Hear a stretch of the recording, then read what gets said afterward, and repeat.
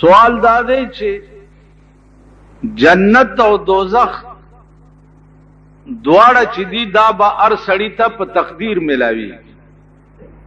الله پاک چې د چا په تقدیر کې جهنم لیکلی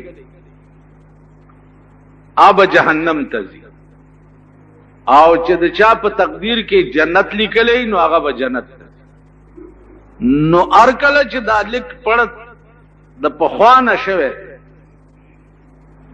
دویم سوال دا دی چې د چا په تقدیر کې لیکلی چې دا پلانې سړی به پلانې مړ کوي،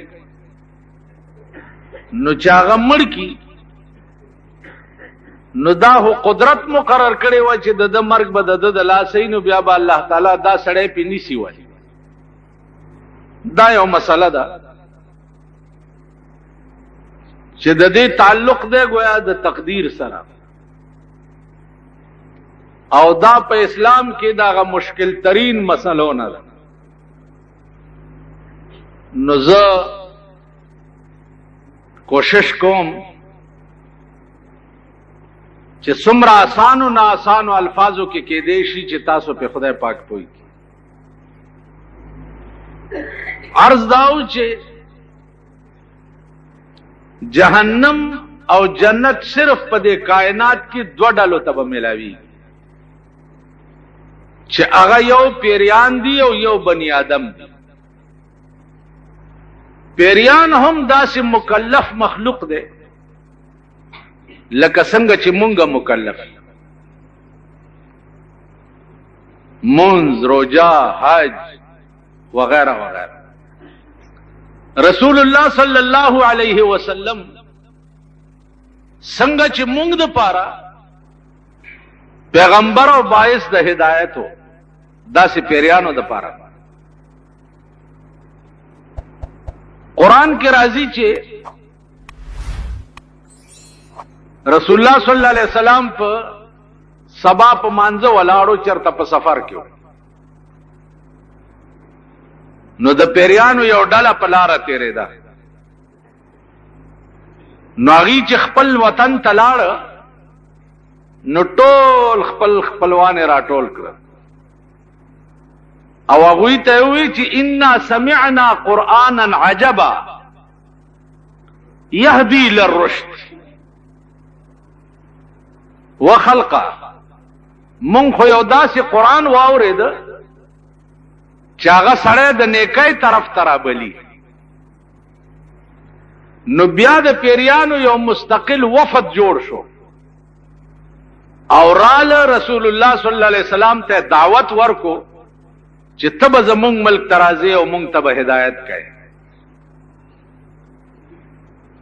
نو حضور صلی الله علیه وسلم بیا لاړو داغي ملک ته، عظیمه دنیا د پیریانو چې دا هغه د رسول الله صلی الله علیه وسلم په لاس مسلمان شو. دا هو قرآنی خبرې دي. بل ځای کې قرآن کې الله فرمایي چې وما خلقت الجن والانس الا ليعبدون، ما پیریان او بنی آدم ندی پیدا کړي مگر دې د پاره چې دوی به زما عبادت کوي. نو پیریانو بنی آدم سره جخت د پیریانو ذکر چې عبادت د پاره صرف پیریان او بنی آدم پیدا دي، عبادت بدوی کوي. نو پیریان هم داسې مکلف مخلوق دی لکه څنګه چې مونږ یو. بیا دغه پیریان اوس خو زمونږ ملک کې داسې خلق به ګورئ اورئ به پیریان نشتا او پلانې نشتا او پلانې نشتا او خدای نشتا او رسول نشتا. دا گند بلا خو په پاکستان کې ډېر زیات.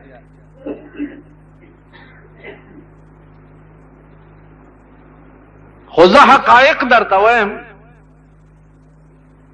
چې قرآن او حدیث خو په خپل ځای صحیح دي او چې څه ویلي دي آمنا وصدق.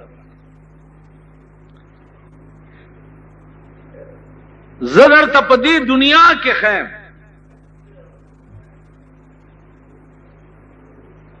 چې پاکابرو د دیوبند کې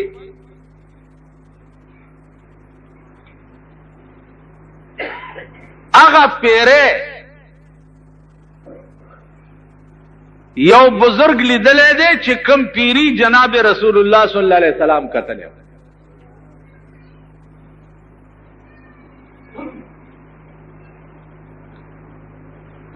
د پیریانو عمر چې دی بیا 100 کالي مونږ په شان عمر نه دی داغي عمر 100 کالي نو اکابرو د دیوبند کې هغه بزرگم تیر شوی دی چې چا هغه پیری لیدلې چې کم پیری جناب رسول الله صلی الله علیه وسلم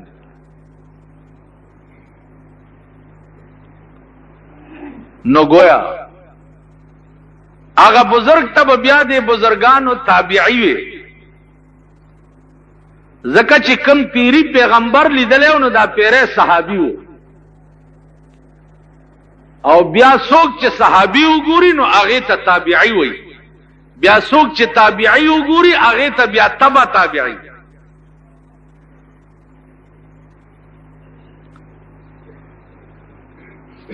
نو عزیزانو دا تبع تابعی کې دا ائمه مجتهدین هم ټول اوس امام ابو حنیفه رحمت الله علیه او امام شافعی او امام مالک او امام حنبل رحمهم الله تعالی وتبارک دا دومره لوی خلق تیر شوی دي دومره لوی خلق چې کزه په داوی سره درته وایم په داوی سره چې په ټول پاکستان کې صرف د شمار علماء به د شمار بشمار نه اسی دی خو بشمار مولیان خو ډیر زیات د شمار علماء به چې هغه به د امام ابو حنیفه او د امام شافعی او امام مالک او د امام حنبل په خبرو پویږي قدره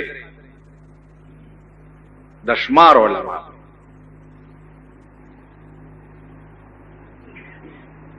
بیا د امام ابو حنیفه عقل او فهم داغه زکاوت دا تپوس بیا اهل علم نه پکار دي او هغه اهل علم چې چا په یوشت علوم باندې عبور وي یوشت علم دي چې په دې ټول علوم عبور وي هغه سړی نه بیا تپوس پکار دی چې امام ابو حنیفه د څومره لوی علم مالک سره او زمون په دې آزاد ملک او په جمهوری ملک اله وی جمهوریت ته خطر ده په پندای کې وایما جوړه ده وی اله جمهوریت ته خطر ده جمهوریت ته خطر نه ده هغه جنای ته خطر ده جمهوریت خو جمهوریت څه ته وي چې د عوام چې دي کلنعام دا ووټ ورکې دي منبرانو او کوم منبرانو لای چې ووټ ورکړي دي دا غي سودا د کروڑ نرالان دي نه کیږي کروڑ نرالان دي زمون سودا خو په 15 روپۍ کېږي مونږ هم مليان یو 15 روپۍ را کې کافرم درته بخو کنه جی زمون سودا هډه ارزانه داغه هوغه دغه پنجابي غویان دي د کروڑ نرالان دي سودا نه کی حالا وی جمهوریت ته خطر په دې آزاد ملک کې خزو تم دا جرأت حاصل ده خزو ته چې اغا د ملک په اخبار کې په غټه سرخی بیان ورکی چې کم حدیث کې لیکلي دي چې جنکای بداکی میچ نه کوي او ټینس بنه کوي کم حدیث کې خزو تم دا جرأت حاصل دا چې د سړی د زامن او ملک وې او د انسان د بچو په دې حکومت وې دا خزبا ما به سکړې وې ورسره نن خزه را پاسي نو ته دې خزه نه دا تاسو کا چې و پخې پلشته تا کوم حدیث ویلې تا کوم حدیثونه ویلې دي چې هغه حدیث کې درته زوخه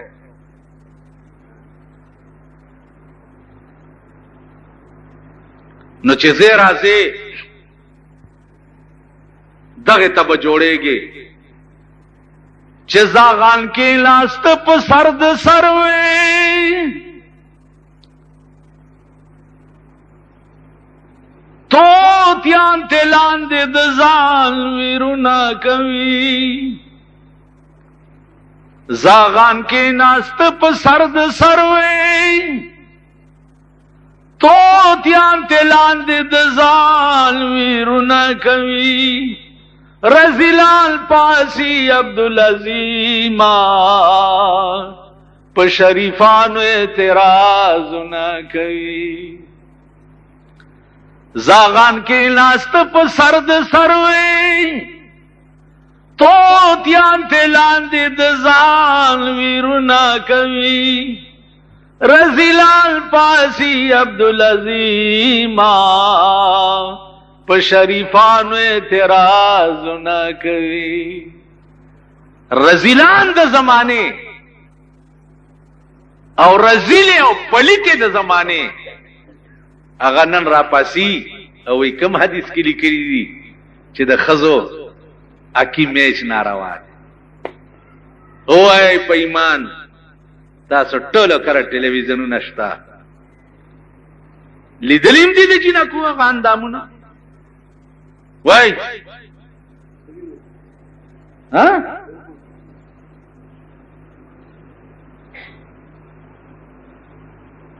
کمیس پرتګي وستي صرف نه کرے اغوسته او ګین کوي او د دنیا د لوندان ورته ناشتي او دا ورته ګوري په دې ملک دا جرأت هم خزو وکړو خزو وکړو دا جرأت چې کوم حدیث کې د مليانو دماغ خراب دی نو عزیزانو عرض داو چې مونږ داسې دور نه تیریږو لګیایو او داسې ملک نه تیریږو لګیایو چې زمونږ په ملک کې د دین دا مذاق اڑاوي ابل ورځ یو فوټو راغلی او په جنگ اخبار کې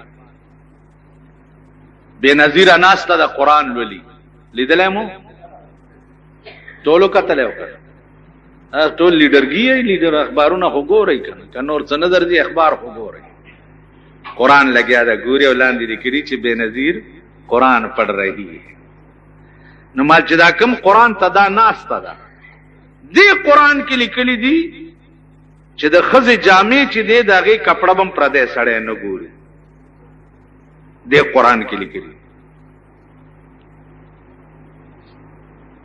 نو دې قران ته دا ناسته څنګه ده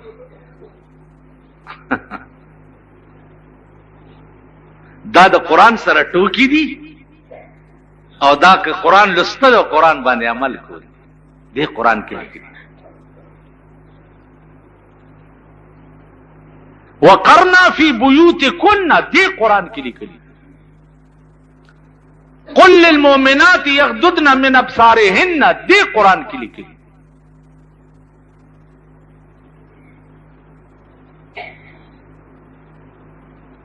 نو بہرحال عرض داو چې ملک د هلاکت او د تباہی طرف ته په اعتبار د دین روان دی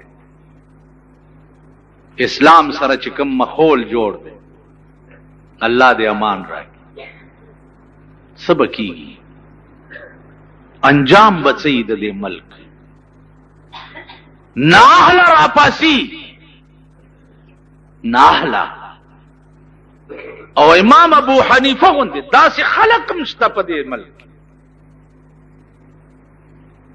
چې امام ابو حنیفه ته کافر وای، امام شافعی ته کافر وای، امام مالک ته کافر وای.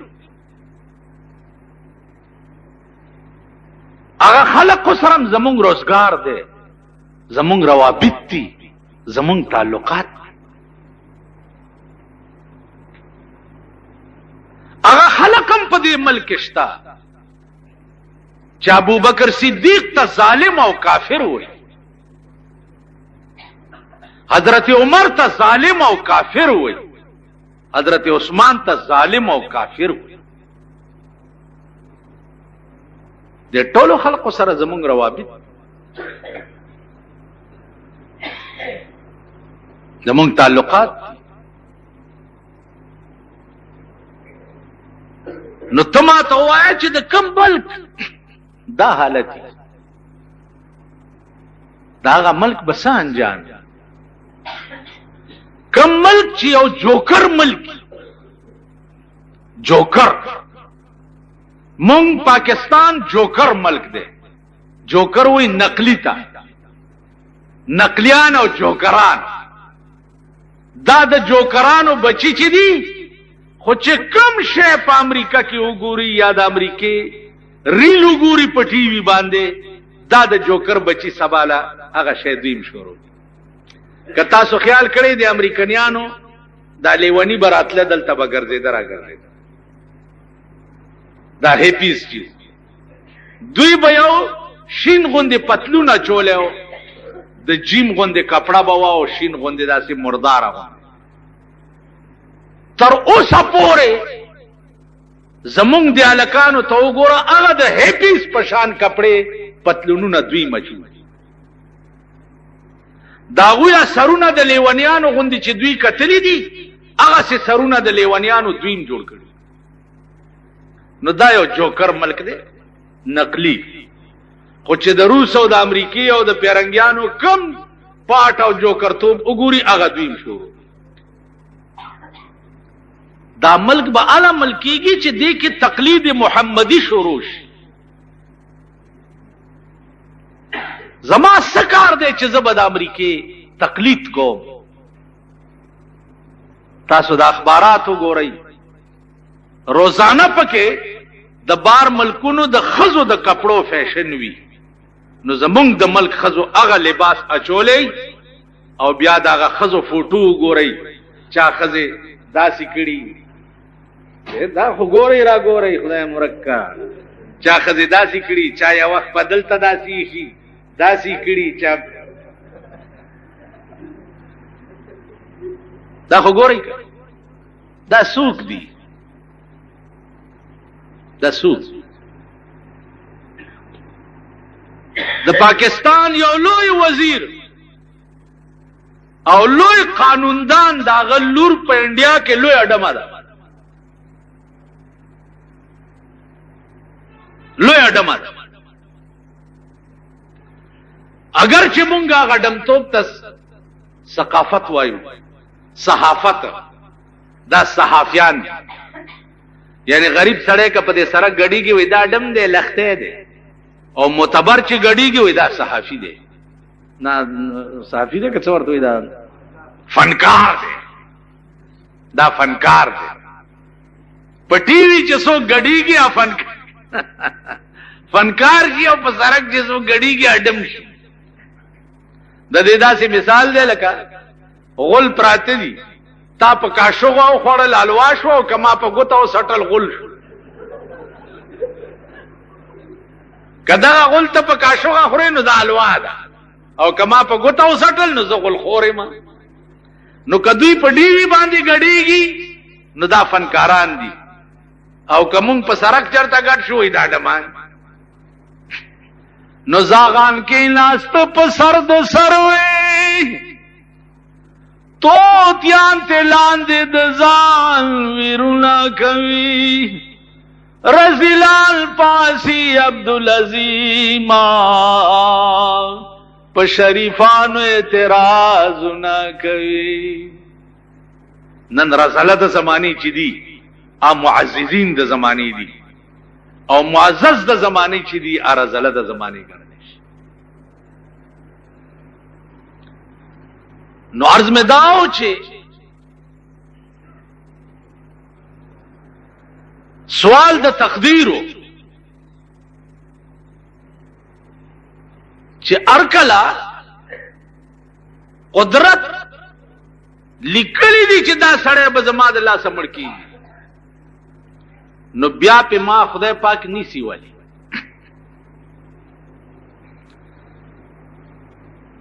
عزیزانو د دې آسان جواب دی، آسان. قرآن کې راځي چې وما كنا معذبين حتى نبعث رسولا. زه ترغه پورې یو قوم ته عذاب نه ورکوم چې سو پورې مې هغه قوم ته رسول نه لېږلی. د رسول ټکی کې د ائمه مجتهدینو لږ اختلاف.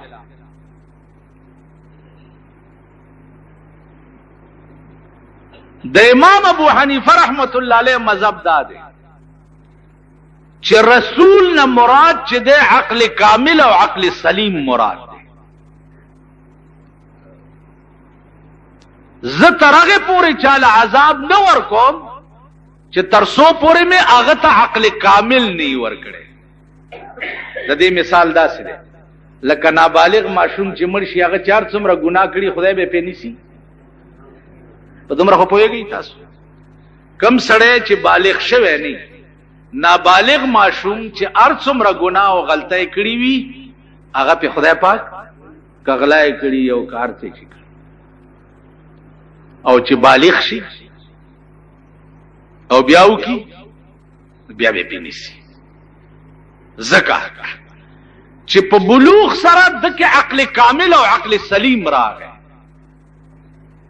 چې عقل کامل پکې راغی نو د ښه او د بد د تمیز ماده قدرت د په دماغ کې کېښوده. نو چې د ښه او د بد ماده د په دماغ کې قدرت کېښوه او دته یې وښودل چې دا کار ښه دی او دا بد دی او ورسره بیا اختیار ورکو چې ښه او بد مې درته وښوده اوس تا اختیار دی چې که په دې ښې لاره ځي او که په دې بده لاره ځي. د جماعت نه تاسو بار دې سړک ته وځئ او ما نه تپوس وکئ چې جي ډبګرۍ ته کومه لار تلې ده. نو زه تاته وایم چې ډبګرۍ ته دا سړک نیغ په ډبګرۍ ورغلی دی او یو سړک داسې په سیول کوارټرونو په ریلوے کوارټرونو چې راتاو شي او بیا په میشن اسپیټال نو یو سړک ورته دام راغلی. نو ته چې سره د عقله دا دوه لیشتې لار پرېږدې ډبګرۍ ته او په دې اوږده روان شي دې کې زما څه ګناه شته؟ یعنې دا خو به نه وی چې ده راته غلطه ښودلې ده. تا ته وایم چې ډبګرۍ ته دا لنډه لار ده 2 فرلانګه کې ډبګرۍ ده او که داسې ځې نو 1 میل لار جوړېږي او ته ماته وایې چې یاره په دې لنډه نه ځم په دې اوږده ځم. نو خدای دې بیخ بنیاد هم ورپسې وباسه او چې په لنډه نه ځې او په اوږده ځې. خبره ده که اوس تا ته قدرت وښوده چې دا شی حلال دا حرام دا روا دا ناروا دا جائز دا ناجائز. ٹھیک شو اوس وګوره سړی ښځه ده دا خپله ښځه دی ده چې 2 لفظه دې ویلي دي تا قبوله کړې وه او ما قبوله کړه. ټیک شو دا تا ته حلاله ده. دې ښځې سره هر قسم تعلق جائز نه بلکې باعث د ثواب دی. په دې 2 ټکو هر څه روا دي درته او دا 2 ټکي نه دي شوي او دا تعلق چې ته خپلې ښځې سره ساتې دا یو پردی ښځې سره وساتې دا حرام دي. د دې به تا ته سزا میلاوي. وګوره ګډوری دی څو ویښته دي پې سپی دی عام حیوان دی، دا عام حیوان. ته چې د ګډوري غوښه خورې نو د سپي ولې نه خورې؟ بیا به خنزیر تاسو نه لیدلی هغه دومره سربي چې د ډور سربوالي وجې نه پکې سره غوښه نه. نو چې ګډوری خورې بیا خنزیر ولې نه خورې؟ خو دا قدرت ستا په دماغو کې ایښي دي او درته ویلي دي چې دا ګډوری دا حلال دی، دا ما تا دپاره رزق پیدا کړی دی، او دا خنزیر دا نجس دی، دا سپی دا نجس دی. نو عقل قدرت تاله چې درک او بیا اختیار درک چې که ښه کې او که بد کې. نو هغې نه بعد ستا رانیول د یو ګناه نه پسته دې کې خو به خدای ته نسبت د ظلم نه وي. حاجي د بل دې بل مثال دا دی چې ته د کوی په غاړه ولاړې او زه درته یم چې ما غورځېږ، ته وایې نه زه یم ما غورځېږې، ته وایې زه یم به کوه بیړه دې غر کړه، ته وایې نه زه ما ته څه پکار دي دې وخت کې چې رستو نه ټیلم درکم چې لاندې ځې اور میږ دې مات شي. د قرآن د دې آیات دا جواب دی. الله د دوی په زړونو مور ووهلو. 1,40,000 پیغمبران دې قوم ته راغلي او دې قوم نه دي منلي، تېنه پیغمبران زړه چاودي تللي دي که نه دي تللي؟ دې قوم نه زړه چاودي تللي، خیرې ورته کړي دي او قوم د قوم ټول تباه کړی.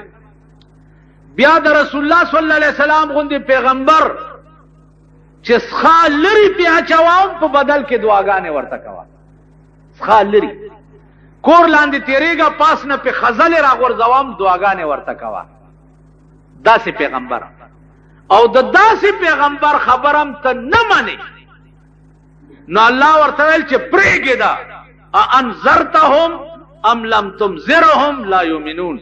که یری که نه یری دوی ایمان نه راوړي او دې نه پس ما د دوی په زړونو مور والو، بیړه مې وله غرقه کړه او عمر له مې تباه کړه.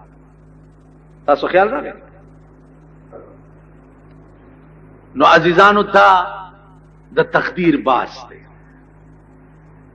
بله مسله دا ده چې ان شاء فلیؤمن و ان شاء فلیکفر.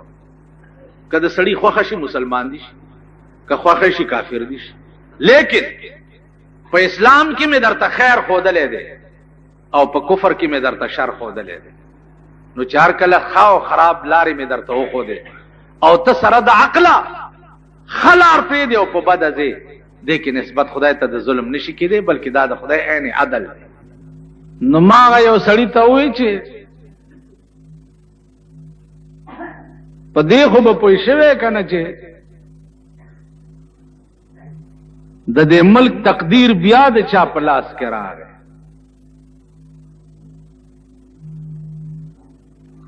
ویلاو په دې پوه شو کم سره دی چې دنیا وابسته ده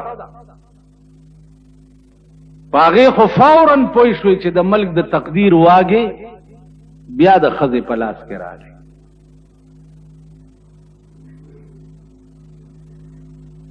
ځکه چې دی بچغې موالی چې پاکستان کا تقدیر بے نظیر بے نظیر. نو د پاکستان د تقدیر واګې بیا د بے نظیر په لاس کې.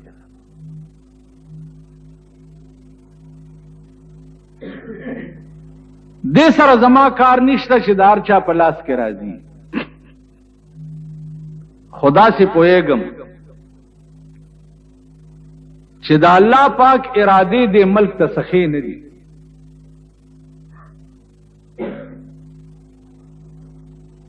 ځکه چې په کم ملک او په کم قوم باندې خدای پاک عذاب راوستل غواړي نو داغه ملک او داغه قوم آثار بدل شي. داغه ملک او داغه قوم نه عقل لاړ شي، ہوش و حواس تلاړ شي، عقل و فهم تلاړ شي.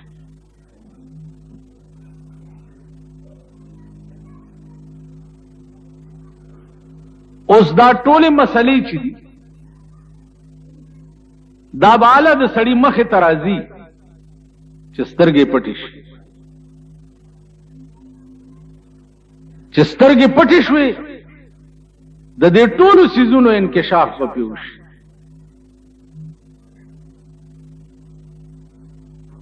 اوس به بیا دې چغې وایي، فریاد به کوي، اوس څه نه کېږي، لاړو وخت تېر شو.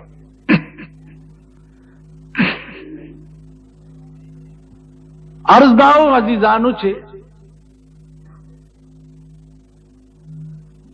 د قبر معامله چې ده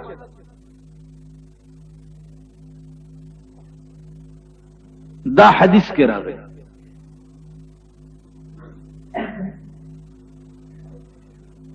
حدیث کې راغلی دي چې قبر یا جنت شي او یا دوزخ شي. اوس د روح تعلق چې دی هغه د قبر سره څنګه؟ عزیزانو دا بیا ډېر وسیع علم سره تعلق لري، دواړه طرف نه روایاتو سره تعلق لري، او بیا د دواړو طرفو روایات چې کوم دي هغه خپلو کې تطبیق سره تعلق لري.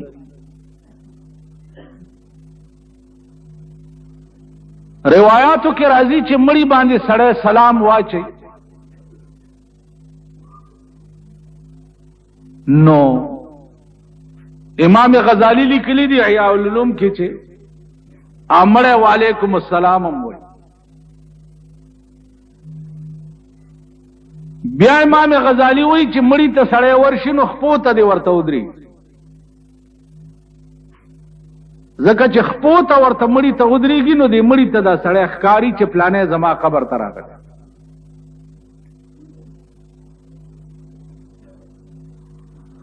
عادت مبارک د جناب رسول الله صلی الله علیه وسلم داو چې مقبره ته براغه نو دا به وی چې السلام علیکم یا اهل دار قوم المؤمنین انا ان شاء الله بكم لاحقون. پتاسو دې سلام وی هغه خلقو چې د ځمکې لاندې اوسېږي، مونږ هم که د خدای رضا وشي زر دی چې تاسو سره به یو ځای شو. حضرت عائشہ فرمائی چې تپوس شو د رسول الله صلی الله علیه وسلم نه چې تاسو چې په دې ادیره سلام واچوي نو مړی دا سلام اوري؟ نو حضور فرمایل چې اورېدل خو څه کوي بلکې رد سلام هم کوي، وعلیکم السلام هم وایي. په دې کې د احناف او د شوافیع اختلاف دی. په سماع موتا باندې احناف قائل نه، داغه بیا مختلف جوابونه دي، هغه وګد باسته استاسو مخ کې اوس چېړم نه. بیا د قرآن د بعضی الفاظو نه دا معلومیږي چې انسان کې دا روحونه چې دي دا دوه دي، یو روح د حیات ته او یو روح د تمیز دی. یو هغه روح دی چې سړی پې ژوندی، او یو هغه روح دی چې سړی پې د سړي بل شي شناخت کولی شي. لکه د دې داسې مثال تاسو وګورئ چې سړی اوده شي نو اوده سړي ته که زوی پلار رور ښځه څوک کټ سره ولاړي نو دا اوده سړی پیژني چې پلانې ولاړ دی؟ حاجي نه پیژني، ځکه چې دغه وخت کې دې سړي نه هغه د تمیز روح وته دی چې بل پې وپېژني. د اوده کېدو په ټایم کې د تمیز روح اوځي او د حیات روح پکې وي، او د مړ کېدو په ټایم کې د تمیز روح پکې وي او د حیات روح ته وځي.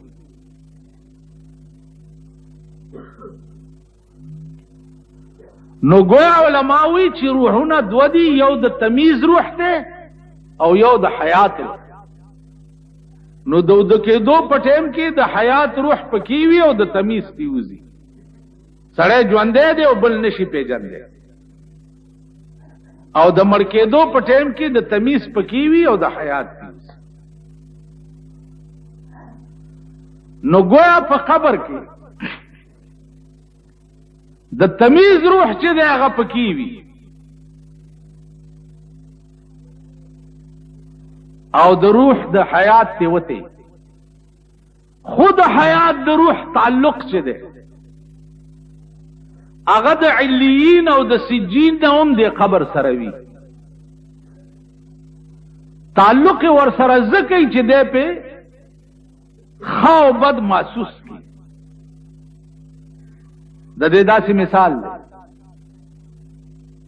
لکه دې ځای نه وګوره ته یو ګوډای والو زوا ګوډای والو ځای پخوا به زمونږ پالکوالی زمانه کې جنکو ګوډای الوزو او دا شرط به ولګولو چې کوم الک زما ګوډای کانټا کانو زباغه سره نکاح تړه. نو د الکانو به بیا غي جنای سره په برز باندې ګوډای الوزولې چې د دې ګوډای کانټا کم چې دا جنای زوک. اوس جنکو اعلان کړی دی چې چا په کرکټ یا په هاکی میچ کې زما باندې بیلو دا نو هغه الک سره به زه نکاح تړم.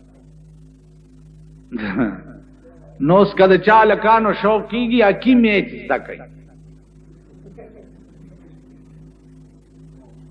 نو هاکی میچ چې زده کوي نو بس چې کومې جنۍ له شکست ورکوي هغه جنۍ به در سره نکاح تړي. اوس معامله دې ته پاتې او زه خپل زړه کې خوشحال یم چې زمونږ محترمه بے نظیره بیا وزیر اعظم شوه.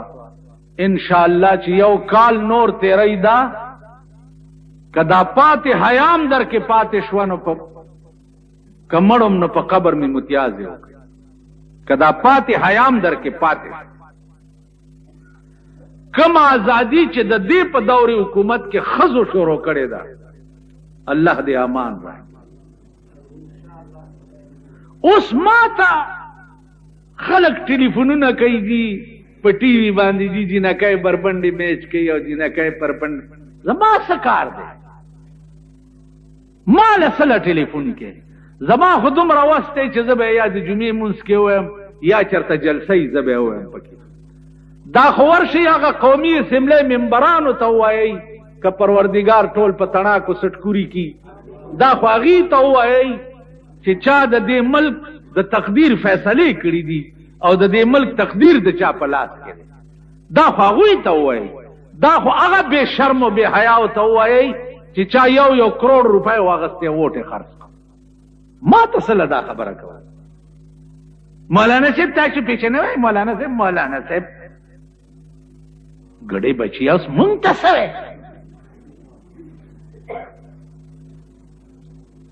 اوس راته پاس چا ویې چې جلوس خلکو ویسته چې یا الله شکر دی یا الله شکر دی یا الله شکر دی چې دا مور بیا وزیر اعظم شو یا الله شکر دی. دا پښتانه دي په شرمونو شرمېږئ بې حیاو پرتګونه د نوتي دي په شرم پوهېږئ نه. د بربنډ مثال هم دی بربنډ سړی چې لیونی چې بربنډ ګرځي هغه لیوني ته ټول خلک بربنډ ښکاري. او زمونږ ژوند څنګه شو او زندگی خواب ہے دیوانے کا زندگی خواب ہے دیوانے کا نہ سمجھنے کا اور نہ سمجھانے کا. دا ژوند زمونږ د لیونی خوب دی. لیونی په خوب چې وګوري نه په خپله پې پوهېږي او نه بل پوهولی شي. نو زمونږ ژوند د لیونی خوب شو. زمونږ ژوند د لیونی ژوند شو. پوهېږو نه بلکل په خپل شرم او په حیا باندې. شرم راته شرم نه ښکاري حیا راته حیا نه ښکاري.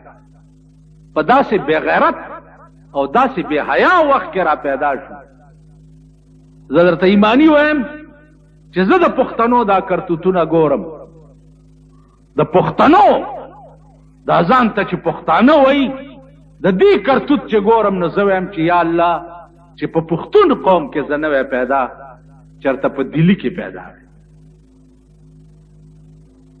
نن څومره شرمېدلي چې دا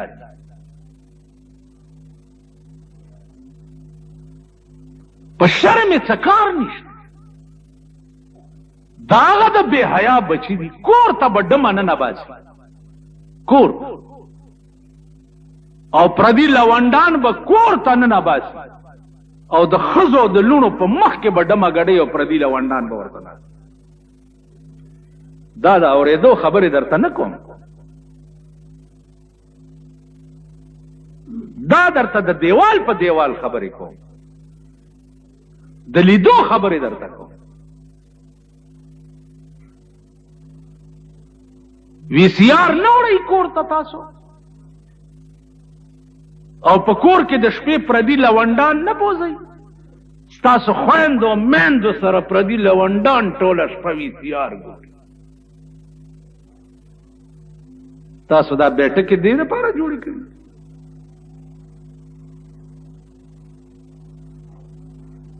بیا چې ستندر در باندې پریوزي وي هاي هاي خدای دې نور هاي هاي نور هاي هاي.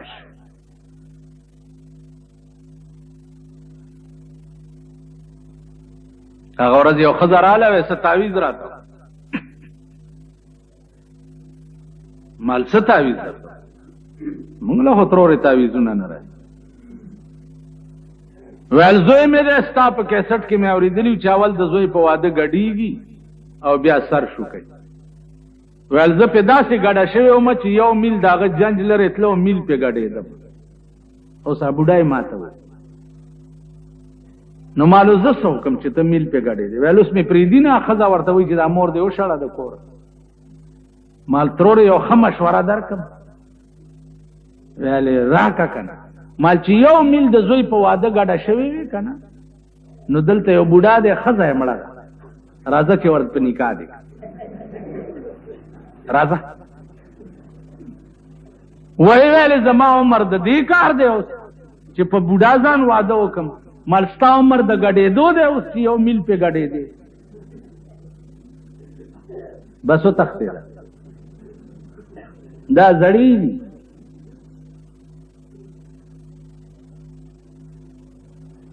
دا زاړه او زړې، دا زاړه وګوره. دلته باروزه دی کوڅې نه بار په دې سړک باندې د مازدیګر ټایم کې سپینګیري ناست دي، دوه مړه ځانې لاس کې نیولي. دغه سپینګیري ورته کور دی د میردین جومات شه، چېرته جومات کې کښېنه، چېرته د سړي زوی شه، سړیتوب زده کړه، کور دی وران شي. دا زړه دي او زړې چې وګورئ په لاره ګورئ کومو چادرو والا جینکو سره چې په بورکه کې زړه ښځه روانه زړه ډونډې ولګوئ، دا زړه چې دا دلالی.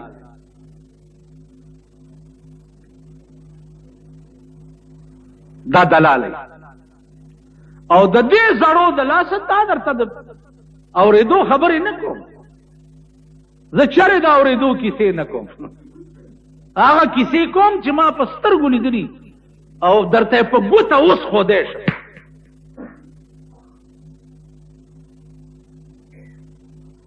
دا زمونږ د زړو سړو حال دی او دا زمونږ د زړو ښځو حال. دې ملک نه دا شی جوړ.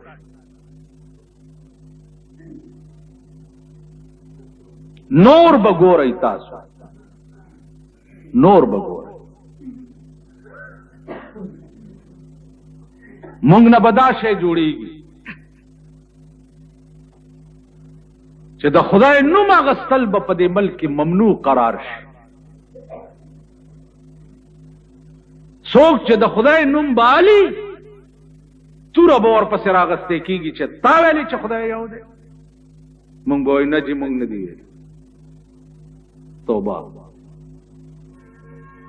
اوس ته ماته وایه چې کومه معاشره داسې وي او کوم قوم داسې وي، نو دا قوم بم په قیامت کې هغه ډله چې جنت ته به روان وي، او دا قوم بم د مرګ نه وروستو هغه مړی وي چې قبر ورته د جنت د باغچو نه یو باغچه جوړه شي. دا به هغه مړی.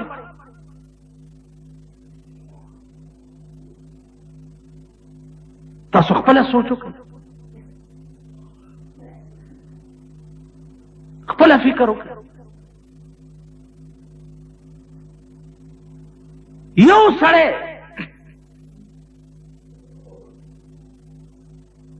چې رور وینو ته تږی ناست دی،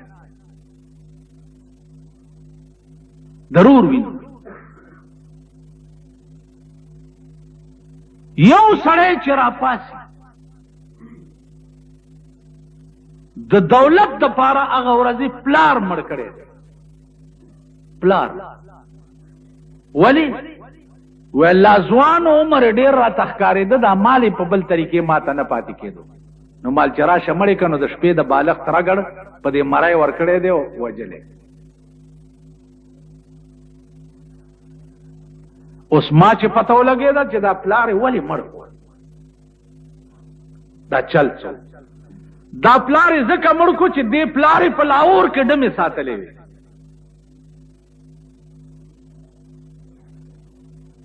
او دې ځای نه بتلو په لاهور کې به پیسې په ډمو هلته باج کولې، نو زوی ورسره دا چل. نو خبره چې ما ته چې یاره دي چې دا به ګناهي کوي، مال ګناهونو پسې مه ګرځه، خدای دې ما معاف کی، خدا سے حرامي ژوندی پرېښول نه و پکار، مال خدای مې دې نه ګناهګارۍ په دې. تاسو پوه شوئ؟ نو عزیزانو یو حال لګېدلی دی په دې ملک کې، یو حال دی. که بازارونو ته ورشي، که دکانونو ته ورشي، هر سړی په دې طاق کې وي چې مرداره به چرته وي، په دې طاق کې. نو چې د یو سړي شپه ورځ تصور مرداره وي، شپه ورځ، او دا سړی مړ شي، نو د مرګ نه وروسته د ده قبر به هم د جنت د باغچو نه یو باغچه. خپل ملک ته لږ وګورئ، ما ته څه ضرورت دی د تفصیل بیانولو؟ خپل ملک ته وګورئ.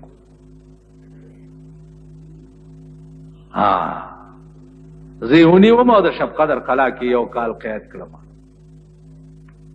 نو کله کله به بار اجازت راته شوی او بار به ګرځېدم، نو یو سړی په ډانګورو ګرځېدو. ما ورته چې هلکه دا خپلې خوږ وتانئ چې غوسه کړې ده. ما ته وی کېنه، نو د سړک په غاړه یې کېنولم. وی چې قصه داسې وه چې زه د باجوړ نه پاس دغه غرونو یم، اوښان مې ساتلي، نو زما یو اوښ لیونی شو، چې لیونی شو نو ما پسې شو، چې ما پسې شو زه مخکې اوښ را پسې منډې منډې منډې. ویلې د غره بیخ کې ادیره ده، هلته هغې کې یو سمسته غوندې وه، په هغې کې ورننوتم تې چې دې بلا نه اوس خلاص شي. وی دا اوښ راغی او دغه سرنګ په دې خوله کې راته سملاستو او دا بوتاړې په سرنګ کې کېښو، مطلب یې دا و چې راوځې به په کوم. وی سرنګ کې زه ناست وم چې ډېر ساعت تېر شو، نو نظر مې ولګېدو، لږه رڼا شوه، چې ګورم مړی پروت دی، دانچه ده، غوښه پې پورې نشته، هډوکي پراته. نو یو اجدها پرته دا لوی مار چې زما د دې پتون عمره وی غټه وه اغم دې مړی سره اوږده اوږده پرته ده او دا هغه اجدها په دې سر باندې د دې کټې ګوتې عمره یو سپین لړم ګرځېدو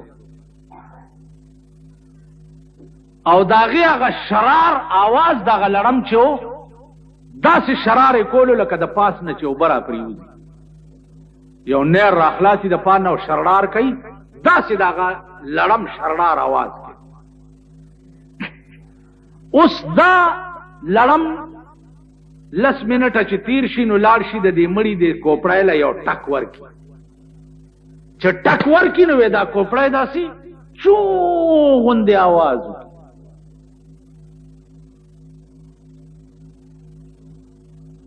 ویړه کې مې خیال کولو چې اوښ نه د منډې والې په بل قهر واوري دا اجدها چې دا د دې لړم د وجې رپي نه او نه غږ کوي غلې پرته ده ویړه کې مې خیال وکړو چې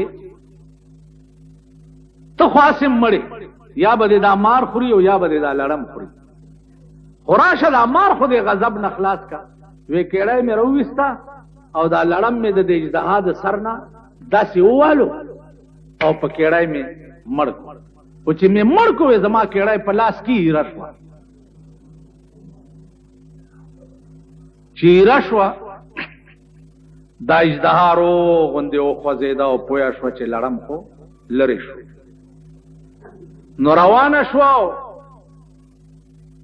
بار په دې سوري وته چې وطنو د دې اوښ دا بوتار چې دی په دې باندې د اجدها چک ولګولو چې چک یې ولګولو نو ویلې دا اوښ چې دی کل بل یو لس سیره پاتې شو ټول راغونډ شو او اوس وځېدو او ایره شو او اجدها بیا راننوته او هغه د مړي لاش سره سملاسته زه چې ډېر ساعت پس تېر شو دا اوښ وځېدو نه چې بار ووتمه نو